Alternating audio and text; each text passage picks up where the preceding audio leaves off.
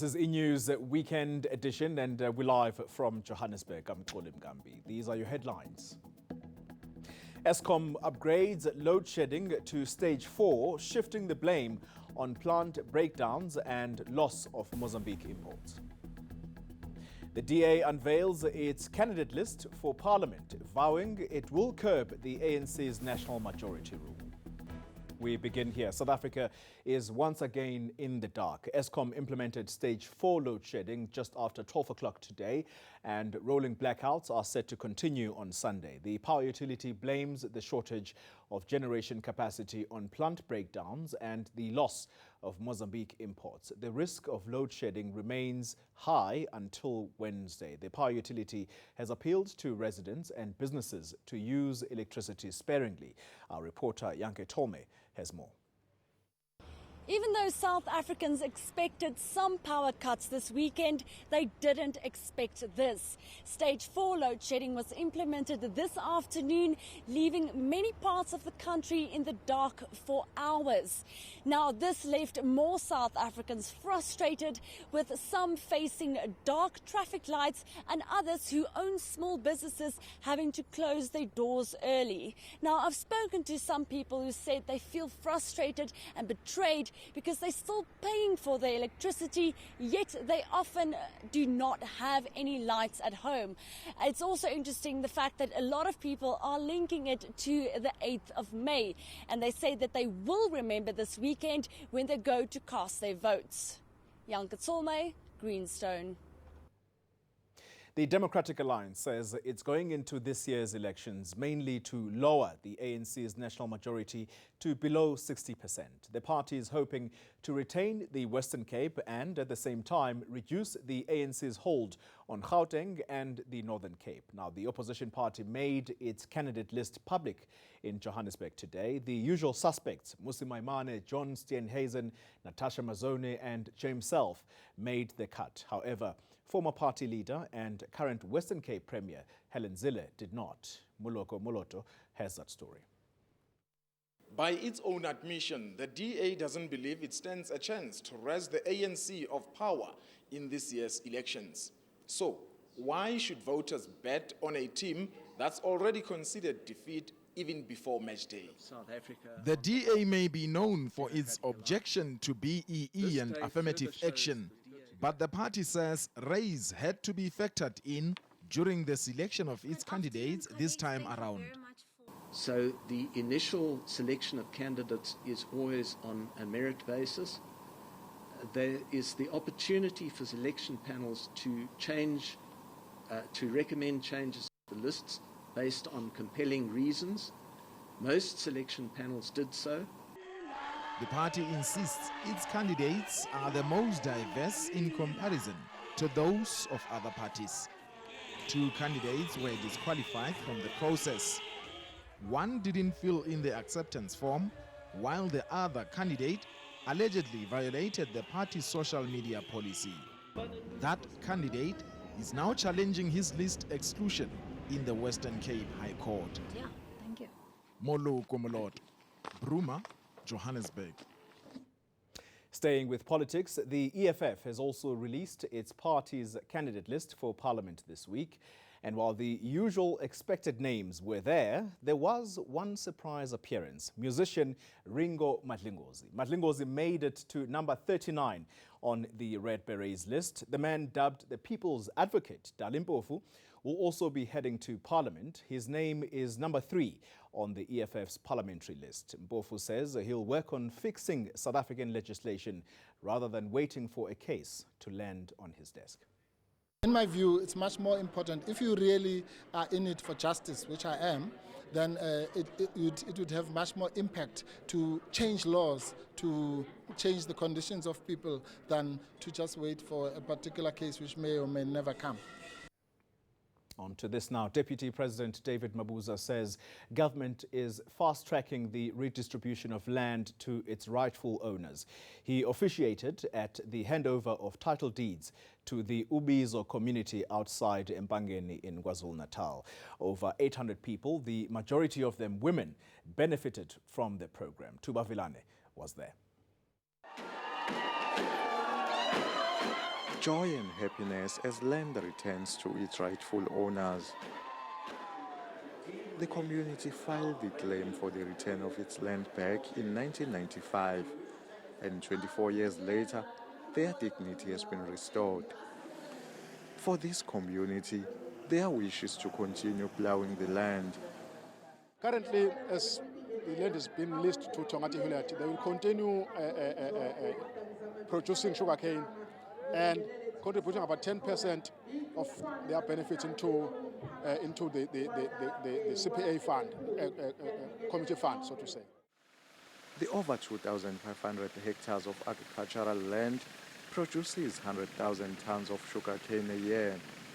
Its assets are valued around 136 million rand. What is missing? It's a comprehensive support this community. This community must move out of poverty. Land is your wealth. Government is committed to continue working with the community to ensure that they keep this land productive. Chubavilane, Empangeni, KwaZulu-Natal. Disgruntled members of the South African Police Service have formed a new workers' union. They're threatening to down tools on Monday. The group is unhappy about recent promotions and claims that many experienced officers are being overlooked for promotions. Artem Tongana has more on this story. I'm a sergeant for 12 years now. 12 years now. I'm still a sergeant. But you can see the new people from college, only 1 year or 2 years, they got promotion. What about us? We're not angry over the people that got promoted. We're angry over the process that is being followed. Yes. If I am employed by the police in 2010, yes, I want the person who was here 2009 to be promoted before me. These are just some of the issues raised by members of the South African Police Service at a mass meeting. These men and women will be joining the newly formed South African Police and Allied Workers Union. This emanated from the agreement of 2018 that was signed by the majority union. And we as members, we were never part of that. We were not informed. Many members were not mentioned on that document. The union claims it's written to the Minister, Deputy Minister and National Police Commissioner, but is yet to receive a response. The leadership of the newly formed union, representing some members of the South African Police Service, is not ruling out the likelihood of a strike. If masses want that, it's high time that we go to the street. We know everything. We know the rules of the police. We've been in this service for quite a long time. But now, the Minister and the National Commissioner has pushed us towards the wall. We don't have any choice but to bounce, and we are going to bounce. Artem Tongana, Cape Town. On to this story now. The family of Buhlepengu, who died in the Bahamas last month, will now head to the island to receive her ashes. The country had refused to repatriate her body, saying she died of TB and it was concerned about spreading the disease. The South African government has stepped in to provide consular support from its Jamaican embassy. Kailihle Khumalo has more on this story. A bubbly and special soul. That's how Buhlepengu's bereaved family has described her. The 29-year-old's passing has left her relatives gutted, especially since she died in the Caribbean islands, over 13,000 kilometers away from home in Durban. What's more, she was a breadwinner. She was a very, very happy person and a very loving and caring person. It's been a struggle getting Bengu's mortal remains back to South Africa. Her next of kin have reluctantly agreed she can be cremated in the Bahamas, following failed attempts to have her body released. It was really a hard decision to reach, even though we as a family, we are not really satisfied. But due to the situation and the points they've given us, we had no choice than to go on with the cremation. The Department of International Relations and Cooperation has been roped in. When you pass on in another country, there are a lot of international laws. There are a lot of international health regulations that then comes into play. And we as government, Minister has now instructed that one of the first priority in the financial year will be to educate South Africans.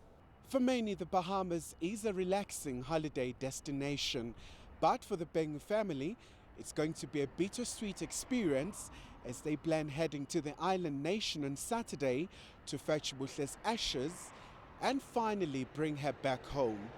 Kailihle Kumalo, Kempton Park. Still to come.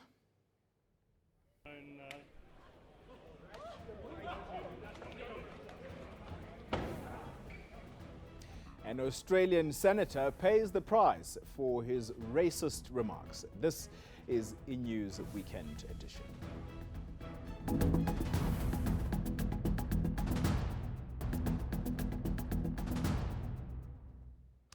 Welcome back. Now, here's a question. Have you ever wondered what happens to children under the age of 18 when they commit crimes? A number of shootings, stabbings, and alleged rapes have taken place in schools so far this year. Just this week, a 13-year-old was one of those arrested in connection with the murder of a fellow pupil.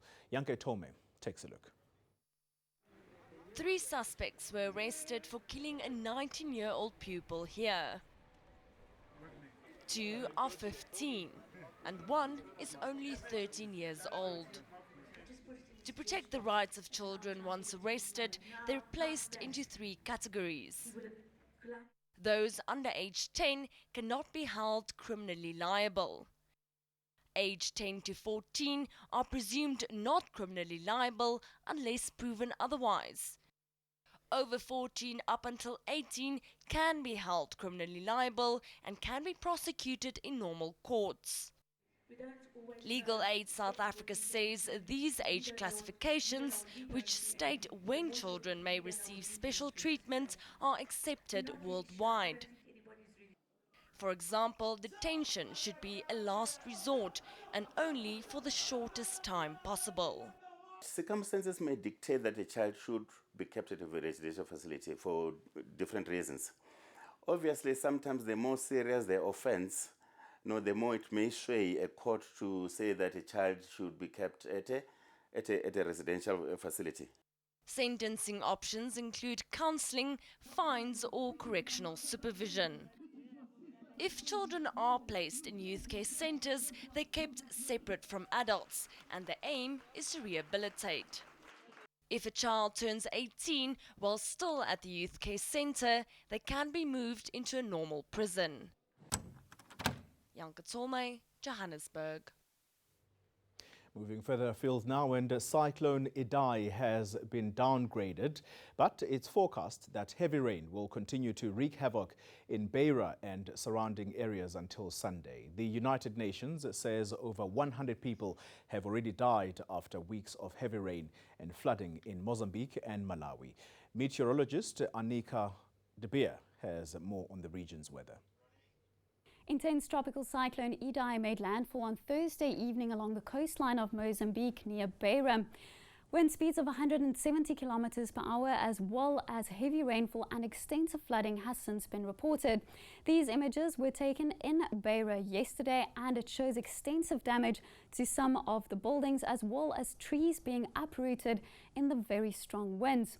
This system is now referred to as ex-EDI as it is not tropical cyclone strength anymore.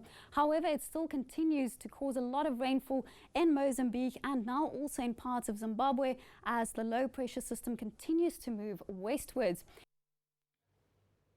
More news from beyond our borders now, and New Zealanders have gathered to pay tribute to victims of the mosque shootings. Led by Albany Peseta, crowds prayed for strength to help New Zealand recover after its deadliest mass shootings in history. The incident claimed at least 49 lives and left scores more injured. 4 people have been taken in for questioning.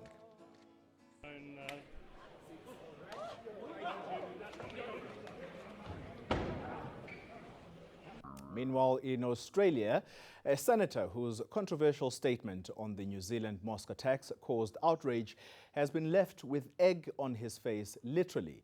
Fraser Anning blamed yesterday's deadly shooting, which killed 49 people, on Muslim immigration. He said Muslims are usually the ones who kill in the name of faith. Now, during a briefing in Melbourne today, a young man slapped Anning with an egg on his head. In footage of the incident, the angry senator could be seen hitting the man before being restrained. Now, police were called in and the protester was arrested before being released without charge. And after the break, we'll have your weather details.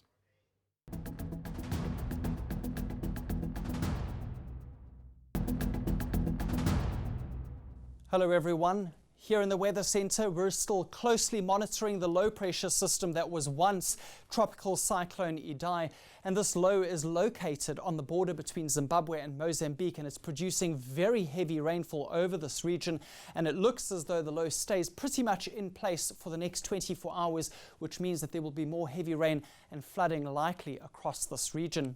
Over South Africa, it was a settled start to the weekend with just a few thunder showers developing over parts of the Cape Provinces, the Free State and KwaZulu-Natal. We're going to have cloud cover moving in along the western and south coasts of the country overnight, so a cloudy start to Sunday for those areas, as well as along the eastern escarpment. And then it will be partly cloudy for the afternoon for most places, with a few thunder showers over the interior. And then towards the evening, some light rain will be possible around Hermanus and Cape Agulhas. Let's take a look at your detailed city forecast. In the Northern Cape, it's going to be a very hot day for many areas. Uppington starts the day off at 24 degrees and climbs to 39 for the afternoon. A cloudy start to Sunday for the coastal parts of the Western Cape, becoming partly cloudy later. And then for the Eastern Cape, there'll be thunder showers over the interior of the province, where we also expect some very high temperatures, 36 in Graaff-Reinet. Crossing over into KwaZulu-Natal, thunderstorms mostly for the interior of the province. Be on the lookout for some of those storms could become quite strong. We're going to also have a few patchy thunder showers on the Mpumalanga Highveld, and some of those thunderstorms could also develop around Tabazimbi and Bela in Limpopo, while we could also have a few showers in the eastern parts, mostly in the morning. It's going to be a hot Sunday in the northwest, with Mahikeng reaching a high of 35 degrees, and a few isolated thunder showers extend from that province into the Free State, where it's also going to be a hot afternoon. And finally, for Gauteng, there is a 40% chance of thunder showers for your area later, and a very hot day expected in the province, with temperatures climbing above 30. Let's take a look at what Monday brings to your parts of South Africa, and there will be a few thunder showers once again in the northern and eastern parts, and then the area of thunder shower activity shrinks into Tuesday, but still includes Gauteng and Mpumalanga and the KZN interior. That's all from the Weather Centre. Goodbye for now. And in our last story, the Johannesburg International Comedy Festival promises to leave audiences in stitches. Now, the event features well-known comedians like Kagiso Letigha, Loyiso Gola, as well as international acts like the United Kingdom's Tom Horton and the UAE's Ali Al Said. Our reporter, Didiro Selepe, has those details. The Rainbow Nation that provides a colorful content for comedians. Many times, the content writes itself. They stay capture, resurrections, and a whole lot more. And with the Johannesburg International Comedy Festival here, ENCA got a take of comedians on what they would do if they were offered the Busasa loot. So what are you going to do if Busasa comes with a bag of cash?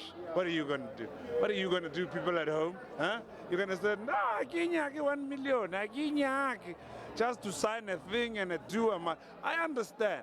You needed money for data, you needed money for school fees, you needed to pay the mortgage, and Busasa came and said, why not? Yeah, I wouldn't take it, but you should. The Busasa thing, it surprised everybody, you know what I mean? And how Agrizi just came and just told everything. That was something new for black people, because we all grow up thinking, don't snitch. Don't snitch. The next thing, this guy just came on, is like, I'm telling even the things that you don't ask me about. I'm telling everything, you know what I mean? The festival continues until Saturday at the Joburg Theatre. Dieter Oslepe, Johannesburg. Would you take the money? Let's remind you of our main story here on eNews. Eskom upgrades load shedding to stage 4. And that's it from me and the team. Good night.